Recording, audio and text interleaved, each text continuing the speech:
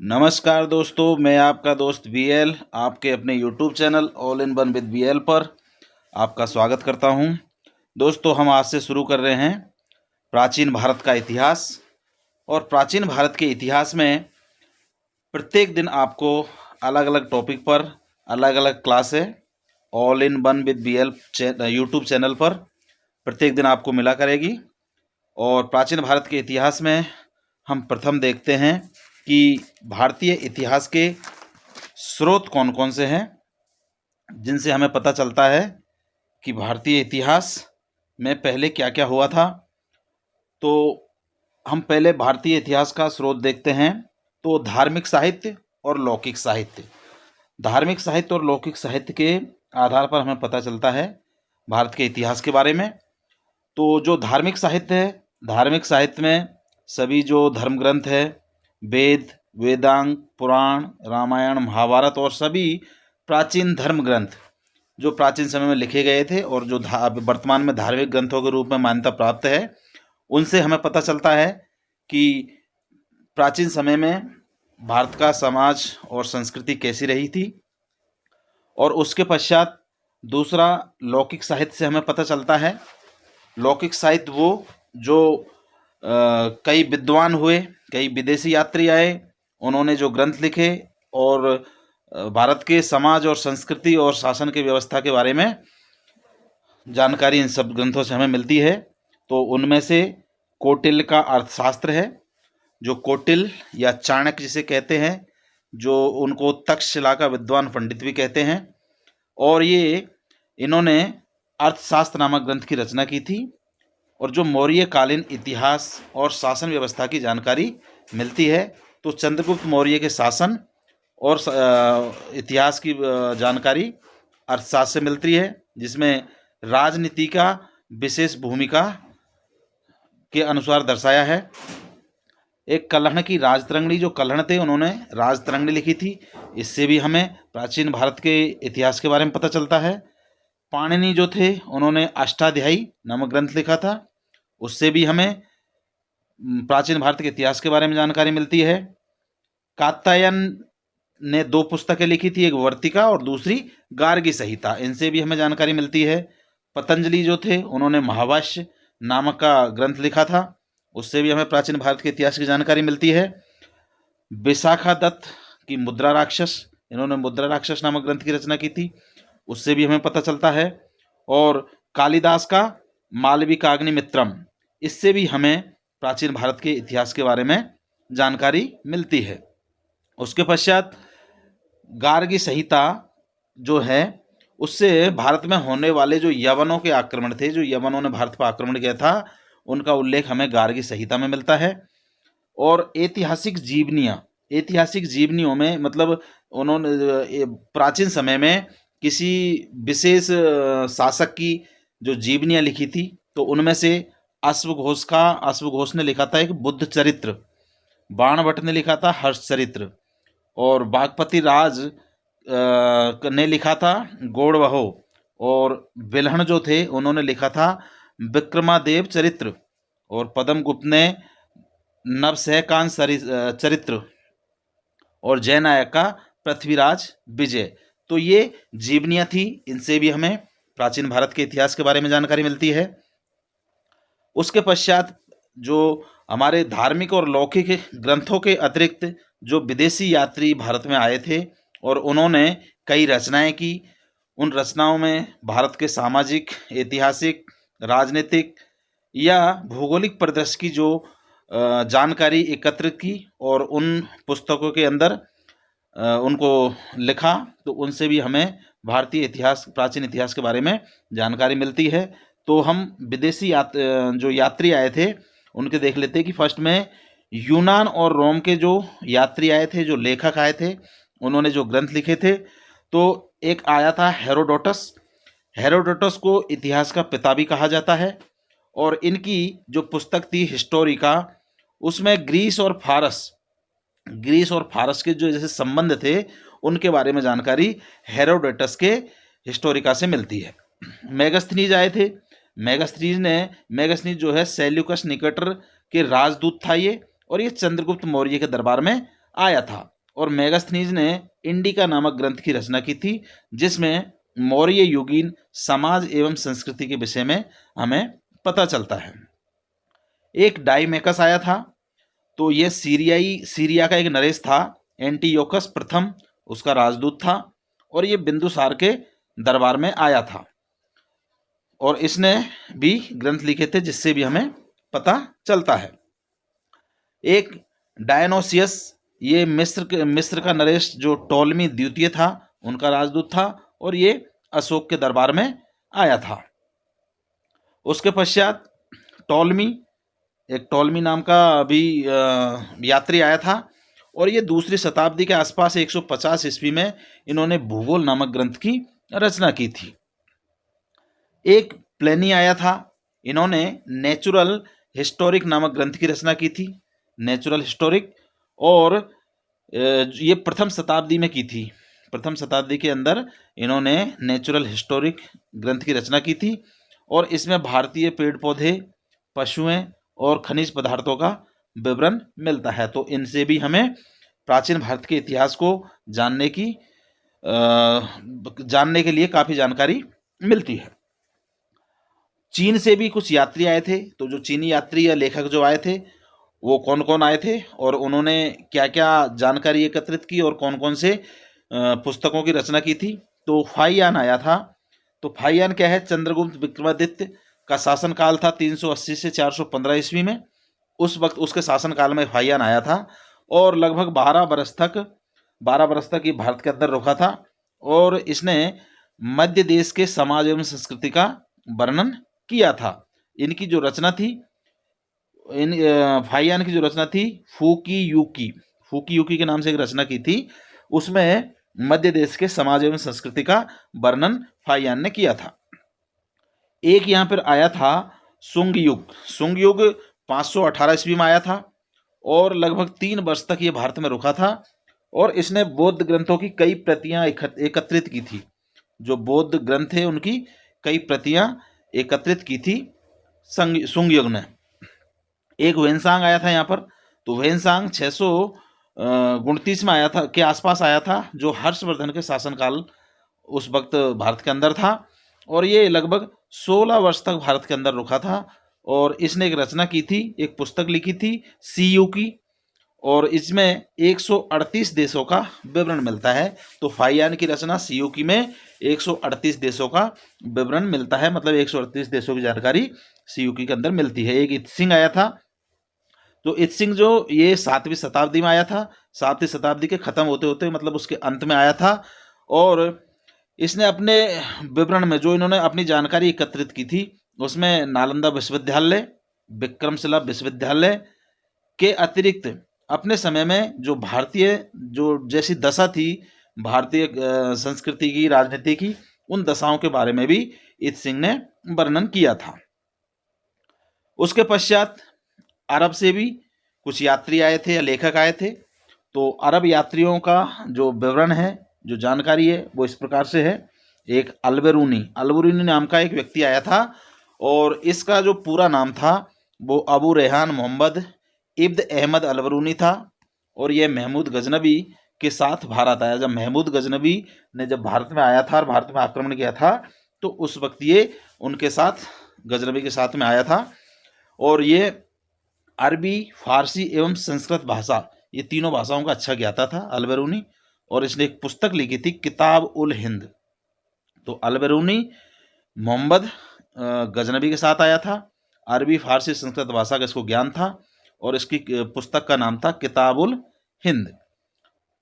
एक इब्न खुर्दाब आया था और ये 9वीं शताब्दी में भारत आया था, जो 9वीं शताब्दी थी उसके अंदर आया था और इसकी एक पुस्तक थी किल्बुल मलासिक बल मलासिक। तो ये पुस्तक का नाम था इसकी का, जिसने भारतीय समाज एवं व्यापारिक मार्गों का विवरण लिखा है। उसके पश्चात एक अलमसूदी नाम के व्यक्ति आया था, ये भी अरब से आया था और इसने अपने ग्रंथ मरूरज जहेब नाम का एक ग्रंथ लिखा था, जिसमें भारतीय समाज का जो सजीव चित्रण किया, भारतीय समाज में क्या क्या किस तरह से होता है, उन सब जानकारी एकत्रित करके इसने अपने ग्रंथ मरूरज जहम में लिखा था। उसके बाद एक सुलेमान नाम का यात्री आया था और इसने प्रतिहार एवं पाल राजाओं के बारे में जानकारी एकत्रित की और इन सबको अपने ग्रंथ में लिखा। मीर मोहम्मद मासूम नाम का भी एक यात्री आया था और इनकी पुस्तक का नाम था तारीख सिंध, और उसमें सिंध देश का इतिहास, सिंध देश जो था पहले भारत में, प्राचीन भारत में, उसका इतिहास एवं मोहम्मद बिन कासिम ने क्या क्या सफलताएं, कहाँ कहाँ विजय प्राप्त की थी, उसके बारे में भी इसने वर्णन किया था। तो मीर मोहम्मद मासूम, तारीख सिंध इनकी पुस्तक का नाम, और ये मोहम्मद बिन कासिम की सफलताओं की जानकारी इसकी पुस्तक तारीख सिंध से मिलती है। अब इन ग्रंथों के अतिरिक्त ये फर्स्ट धार्मिक और लौकिक ग्रंथ हो गए, उनसे जानकारी मिली हमें। फिर विदेशी जो यात्री आए थे उन्होंने जो जो ग्रंथ लिखे थे, क्या क्या जानकारी एकत्रित की, उनसे भी हमें प्राचीन भारत के बारे में जानकारी मिली। उसके पश्चात पुरातत्व संबंधी साक्ष्य। तो पुरातत्व संबंधी साक्ष्यों में प्रथम है अभिलेख। तो कई ऐसे अभिलेख हैं जिनसे भी हमें प्राचीन भारत के इतिहास के बारे में जानकारी मिलती है। तो पहला है आपका हाथी गुफा अभिलेख। हाथी गुफा अभिलेख ये इसमें बिना तिथि के लिखा हुआ है, इसमें पता नहीं चलता कि ये कौन सी शताब्दी का लिखा हुआ है, लेकिन ये कलिंग राज खारवेल के से संबंधित है, उसके समय का बताया जाता है। कलिंग राज जो थे खारवेल, उनके समय का। और इस अभिलेख में जो हाथी गुफा अभिलेख है उसमें भारतवर्ष शब्द का उल्लेख किया गया है। तो देखिए क्वेश्चन इस तरह से बन सकता है कि भारतवर्ष शब्द का उल्लेख प्रथम कहाँ किया गया है, तो वो किया गया है आपका हाथी गुफा अभिलेख में, जो कलिंगराज खारवेल के समय का माना जाता है। अब इसके पश्चात में एक है आपका जूनागढ़ या गिरनार अभिलेख। ये रुद्रदामन के समय का है या रुद्रदामन से संबंधित है और इसमें सुदर्शन झील के बारे में संपूर्ण जानकारी लिखी हुई है। तो जूनागढ़ या गिरनार के अभिलेख में सुदर्शन झील के बारे में लिखा हुआ है। एक नासिक का अभिलेख है। ये नासिक के अभिलेख में गौतमी बलश्री या फिर गौतमी पुत्र सतकर्णी, गौतमी बलश्री या गौतमी पुत्र सतकर्णी से संबंधित है और इसमें सातवाहन जो साम्राज्य चला था, सातवाहनों का, उनकी उपलब्धियों के बारे में इसमें हमें पता चलता है। एक यहाँ पर प्रयाग स्तंभ अभिलेख भी है, मिला है, और ये समुद्रगुप्त के समय का है या समुद्रगुप्त से संबंधित है। और इसमें समुद्रगुप्त ने जो दिग्विजय की थी, जो विजय प्राप्त की थी या फिर संपूर्ण देश पर अपने विजय पताका फहराई थी, जिन जिन राजाओं को हराया था, उसकी जानकारी हमें प्रयाग स्तंभ अभिलेख में मिलती है। एक अभिलेख ऐहोल का अभिलेख है। ऐहोल अभिलेख में ये रवि कीर्ति जो हुए थे प्राचीन भारत में, उनके द्वारा लिखा गया था और इसमें जो पुलकेशिन द्वितीय था उसके समय का वर्णन है या पुलकेशिन द्वितीय से संबंधित जानकारी इस ऐहोल अभिलेख में मिलती है। एक मंदसौर अभिलेख है। तो मंदसौर अभिलेख में ये बासुल द्वारा रचित है, बासुल ने लिखा है इसको, और जो मालवा नरेश यशोवर्मन के समय का माना जाता है या उससे संबंधित है। और इसमें रेशम बुनकर की जो श्रेणियां हैं उनके बारे में मंदसौर अभिलेख में जानकारी मिलती है। एक ग्वालियर का अभिलेख है और इस ग्वालियर के अभिलेख में जो प्रतिहार नरेश भोज था उसके समय का इसको माना जाता है या उससे संबंधित है और इसमें प्रतिहार नरेश भोज से संबंधित जानकारियां हमें मिलती है। एक भीतरी एवं जूनागढ़ अभिलेख, और ये भीतरी एवं जूनागढ़ अभिलेख है, ये स्कंदगुप्त जो शासक हुए थे भारत के अंदर, उनके समय का या उनसे संबंधित माना जाता है। और इसमें हुणों ने जो भारत पर आक्रमण किया था और आक्रमण करने के बाद जहाँ जहाँ विजय प्राप्त की थी उसका विवरण हमें इसमें मिलता है। तो भीतरी एवं जूनागढ़ अभिलेख में हुणों द्वारा आक्रमण तथा उनकी विजयों की जानकारी हमको मिलती है। एक अभिलेख है देवपाड़ा अभिलेख। ये बंगाल के शासक विजय सिंह से संबंधित है या उनके संबंध में इसमें जानकारी मिलती है। एक बांसखेड़ा और मधुबन अभिलेख है। बांसखेड़ा और मधुबन अभिलेख में हर्षवर्धन जो शासक हुए थे भारत के अंदर, उनकी उपलब्धियों के बारे में जानकारी इसमें मिलती है। इसके पश्चात एक है आपका बालाघाट कारले अभिलेख। ये कारले है, बालाघाट कारले अभिलेख। इसमें 7 महान जो शासक थे उनकी उपलब्धियों के बारे में पता चलता है। एक अयोध्या अभिलेख है, और अयोध्या अभिलेख में इसमें शुंग वंश के जो शासक थे उनकी उपलब्धियों की जानकारी हमें मिलती है। जो प्राचीन समय में शुंग वंश के शासकों ने शासन किया था उनकी उपलब्धियों के बारे में जानकारी अयोध्या अभिलेख से मिलती है। एक भरूत अभिलेख है, और भरूत अभिलेख शुंग नरेण शब्द उसमें खुदा हुआ है। जो भरूत अभिलेख है उसमें शुंग नरेण शब्द लिखा हुआ है या खुदा हुआ है, और उससे अनुमान लगाया जा सकता है कि ये शुंग वंशों द्वारा निर्मित किया गया था। शुंग वंश के जो शासक थे या उनके जो लेखक थे उनके द्वारा इस अभिलेख को लिखा गया है। एक एरन अभिलेख है, और एरन अभिलेख ये भानुगुप्त से संबंधित है। भानुगुप्त जो शासक थे उनसे संबंधित है, और ये 510 ईस्वी का है, और इसमें सती प्रथा के साक्ष्य मिले हैं। सती प्रथा के साक्ष्य कौन से अभिलेख में मिले हैं? तो वो मिले हैं एरन अभिलेख में। एक विदिशा का गरुड़ स्तंभ है, विदिशा का गरुड़ स्तंभ, और इसमें भागवत धर्म विकसित होने के प्रमाण मिलते हैं। जो भागवत धर्म है वो विकसित होने का प्रमाण विदिशा या गरुड़ स्तंभ में मिलता है। और इसमें जो यवन राजदूत हेलियोडोरस ने इसको लिखा था। जो विदिशा का गरुड़ स्तंभ है उसको यवन का जो राजदूत था हेलियोडोरस, इसके द्वारा इसको लिखा गया था। एक सोहगोरा अभिलेख है, और सोहगोरा अभिलेख सर्वप्रथम दुर्भिक्ष होता है अकाल, तो अकाल पड़ने की जानकारी सोहगोरा अभिलेख से मिलती है कि प्रथम दुर्भिक्ष या अकाल कब पड़ा था। इसके अतिरिक्त हमें मुद्राओं से भी पता चलता है। प्राचीन भारत के बारे में जानकारी मुद्राओं से भी चलती है कि कौन से शासक के समय में कौन सी मुद्राएं प्रचलन में थी। भारत में सिक्कों की प्राप्ति जो हुई थी वो 6वीं शताब्दी ईसा पूर्व, जो ईसा पूर्व 6वीं शताब्दी ईसा पूर्व में सिक्कों की प्राप्ति हुई थी, और ये महाजनपद काल के से मिलती है। मतलब महाजनपद काल के समय के ये सिक्के हैं, और जो 6वीं शताब्दी ईसा पूर्व के हैं उस समय के सिक्के भारत में मिले हैं। और प्राचीनतम सिक्कों को आहत सिक्के या पंचमार्क सिक्के कहा जाता है। जो प्राचीन समय के सिक्के मिले थे उनको आहत सिक्के या पंचमार्क सिक्के कहा जाता है। साहित्यिक ग्रंथों में इन सिक्कों को कारशापण, पुराण, धरन या शतमान नामों से जाना जाता है। तो साहित्यिक ग्रंथों में कारशापण, पुराण, धरण या शतमान नाम से भी इन सिक्कों को जाना जाता है। और जो सिक्के हैं, जो आहत सिक्के हैं, ज़्यादातर वो चांदी के टुकड़े हैं और जिन पर अनेक प्रकार की आकृतियां बनी हुई है। सिक्कों पर जो लेख लिखवाने का कार्य था, जो उन पर कि कौन से समय का है, किस शासक के शासनकाल में सिक्के जारी किए गए हैं, तो ये जो लेख लिखवाने का जो कार्य था वो सर्वप्रथम यवन शासकों द्वारा किया गया था। तो यवन शासकों द्वारा ये सिक्कों पर लेख लिखवाने का कार्य किया गया था। और आपको पता है कि यवन का सर्वप्रथम शासक हिंदुस्तान में कौन आया था? तो वो था सिकंदर। तो सिकंदर के समय से मतलब ये सिक्कों पर लेख लिखवाने का कार्य शुरू किया गया था।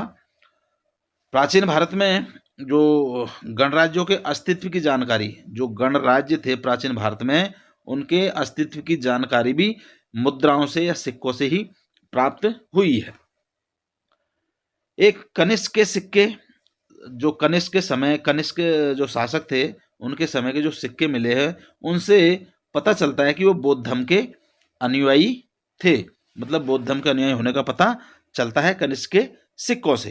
तो दोस्तों ये था प्राचीन भारत का इतिहास। और प्राचीन भारत के इतिहास में इतिहास को जानने के स्रोत, तो इन सभी स्रोतों के माध्यम से हमें पता चलता है कि प्राचीन भारत में कौन कौन किस किस समय पर क्या क्या हुआ था, किस तरह की शासन व्यवस्था थी, किस तरह की सामाजिक और आर्थिक व्यवस्था थी। तो दोस्तों इस जानकारी के साथ साथ में चैनल को सब्सक्राइब कीजिए और अपने दोस्तों के साथ शेयर ज़रूर करना। और मुझे दीजिए इजाज़त। मिलते हैं प्राचीन भारत के इतिहास की एक और वीडियो के साथ में। तब तक के लिए नमस्कार, धन्यवाद।